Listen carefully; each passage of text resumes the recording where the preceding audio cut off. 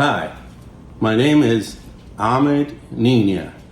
I'm construction engineer and I went to Central Michigan University, did my master's degree in industrial management and technology.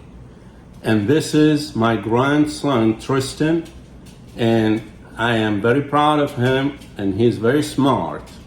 Now, today we're gonna talk about, this is out of Jacksonville, Florida now. Today we're gonna talk about fascism. Since a lot of people don't know what fascism is. Fascism is basically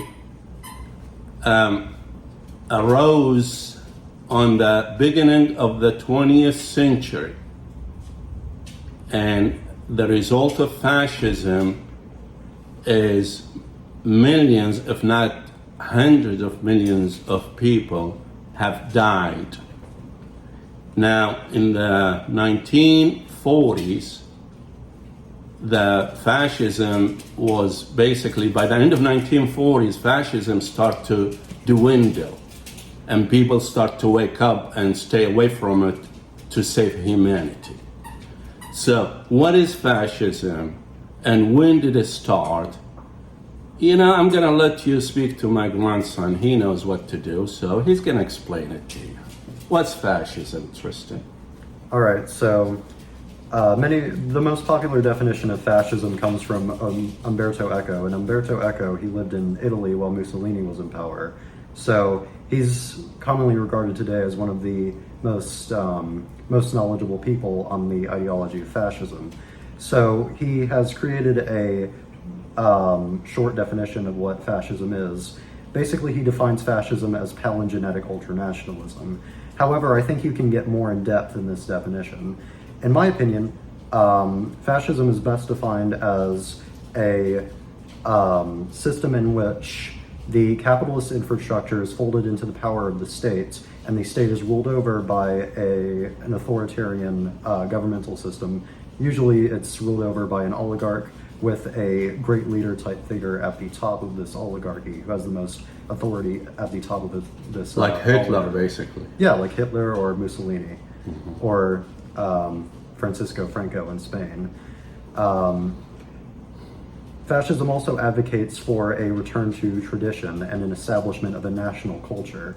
So essentially, fascism advocates for this because it believes that humanity did better when an established tradition was in power.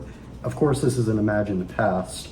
However, they think that humanity functioned better and humanity wasn't subject to the degenerative morals that it is today. But the result of that, of course, we all know what happened to Hitler Germany, and we all know what happened to Stalin of Russia, and we all know what happened to Hideki Tojo of Japan, and who others? Yeah, Mussolini in Mao Italy. Zedong of China. Yeah, and then you have Francisco Franco in Spain, and then you have the whole Falangist movement in Spain, that as well. So, fascism is definitely not good because it is one religion, one race, and one idea. No chance of the rest. So, and the power comes from the top, the few top politicians, business, and religious group will have the say. And the lower class, which I don't think there is a middle class in that type of system, is there? No, not particularly. Pretty much proletarians are, they've kind of assimilated into a fascist system. Normal proletarians have been kind of assimilated into, and by normal proletarians I mean people that are in the fascist in-group. So you have, the white, cisgender, heterosexual working class. So by normal proletariat I mean those people. Of course, by the lower, you can have like the lower classes in fascism, which is, the Jews or anyone that isn't, part of that perfect hegemonic triangle that most fascists want to establish. So the normal proletarians that fascism looks to quote unquote advocate for they're mostly assimilated into the class of labor aristocrats, or the labor aristocracy as defined by Friedrich Engels. Thank you. The reason why we're talking about fascism because it's coming in the surface lately.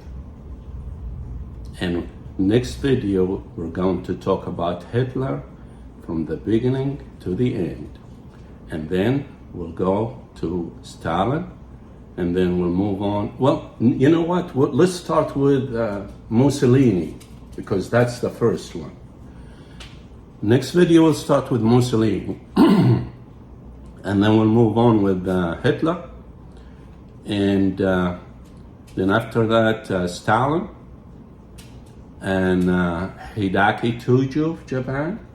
And we'll move on to China and Cambodia, Pol Pot.